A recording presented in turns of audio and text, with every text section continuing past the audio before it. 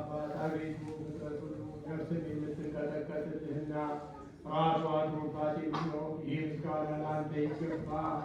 ለቅድሳትን መብልና መጠጥን ያቀረብን አይደለም ለመፈራረጃ ለጠላትም መሳደቢያ ለጥፋትም እንዳይሆንና አድርግልን። ለሥጋችን ለነፍሳችንም ጽድቅ ይሆንልን እንጂ። አዎን አቤቱ አምላካችን ስለ ስምህ አንተ ደስ ከሚያሰኝ ሀሳብ እንድንገኝ መለየቱን ስጠን።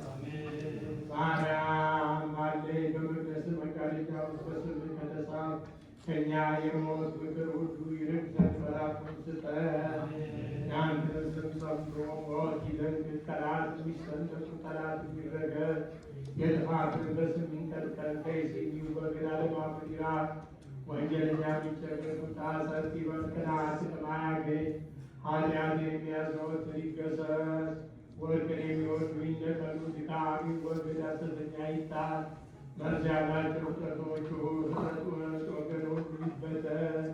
አቤቱ ለዓይን ለልቦናችን እሳታዊ ብርሃን እያሰቡና ለአንተ እየተገዙ አንተ ለይተው ያከብሩና ያመሰግኑ ዘንድ እድላቸው አንተ ብቻ ነህና። ሁሉ የሚገዛት የእግዚአብሔር ቃሉና ልጁ ሆይ የገለጸላቸውን ጸጋ ፈጽም አጽና። በድህነት ጸጋ ያሉትን ጠብቅ። በአንደበት ኃይል እንደሚያመሰግኑ በአንደበት ቃል የተናገሩትን በሃይማኖት አጽና። ሁልጊዜ ፈቃድህን የሚሰሩትን አድን። ባል የሌላትን ጎብኝ፣ እናት አባት የሌለውን ተቀበል። ሃይማኖት ያሉትን ተቀበል። አቤቱ ለእኛም ከቅዱሳን ሁሉ ጋር ዕድልን ስጠን። እነርሱ ደስ እንዳሰኙ ደስ እናሰኝ ዘንድ ኃይልን ስጠን።